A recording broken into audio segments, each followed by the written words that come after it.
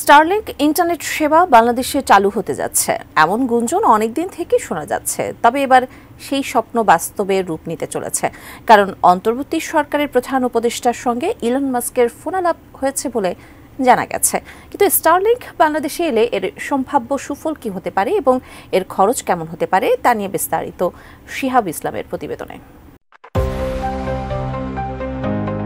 দ্রুতগতির ইন্টারনেট সেবাদাতা স্টারলিংককে বাংলাদেশে আনার উদ্যোগ নিচ্ছে সরকার।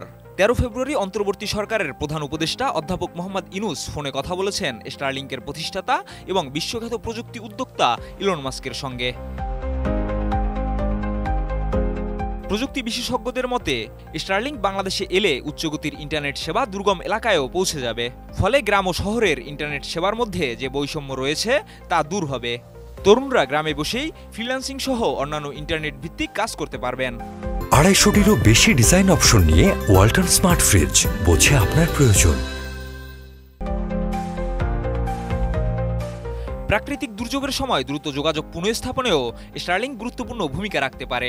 তাছাড়া স্টারলিংক গোপনীয়তা রক্ষার ক্ষেত্রে উন্নত মানের সেবা দেয়, যা অনেক ব্যবহারকারীকে আকৃষ্ট করতে পারে।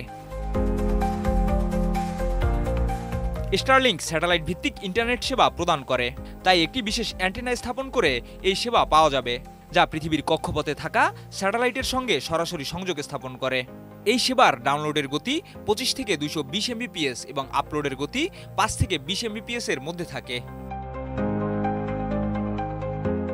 স্টারলিংকের ইন্টারনেট সেবার খরচ বর্তমান ইন্টারনেট সেবার থেকে তুলনামূলক বেশি। বাসাবাড়ির জন্য প্রয়োজনীয় সরঞ্জাম যেমন অ্যান্টেনা, রাউটার ইত্যাদি কিনতে $৩৪৯ থেকে $৫৯৯, অর্থাৎ প্রায় ৪৩ থেকে ৭৪ হাজার টাকা খরচ হতে পারে। তাছাড়া মাসিক ফি বাবদ গুনতে হবে $১২০, যা বাংলাদেশি টাকায় প্রায় ১৫,০০০ টাকা। কর্পোরেট গ্রাহকদের জন্য এই খরচ আরও বেশি। স্টারলিংক বাংলাদেশে সেবা দেওয়ার আগ্রহ প্রকাশ করেছিল ২০২৩ সালেই এবং সে সময় প্রযুক্তিগত পরীক্ষাও সফলভাবে সম্পন্ন হয়েছিল। তবে তখন বিটিআরসি স্যাটেলাইট ভিত্তিক ইন্টারনেট সেবার জন্য একটি নির্দেশিকার খসড়া প্রণয়ন করেছিল, যেখানে কিছু শর্তাবলী উল্লেখ করা হয়। বিগত সরকারের সময় স্টারলিংকের সাথে বৈঠকে জানানো হয়েছিল যে সেবার অনুমোদনের শর্ত হিসেবে আড়িপাতার সুযোগ রাখতে হবে। স্টারলিংক সাধারণত আড়িপাতার সুবিধা প্রদান করতে চায় না, কারণ এটি তাদের গোপনীয়তা রক্ষার নীতির একটি অংশ। কিন্তু বিটিআরসির নতুন খসড়াতেও একই শর্ত অন্তর্ভুক্ত রয়েছে, যা স্টারলিংকের সঙ্গে বিরোধ সৃষ্টি করতে পারে। তাই বর্তমান সরকার এ বিষয়ে কোনো পরিবর্তন আনবে কিনা বা স্টারলিংক তাদের নীতিতে ছাড় দেবে কিনা তা এখনও অনিশ্চিত। শিহাব ইসলাম, এটিএন নিউজ।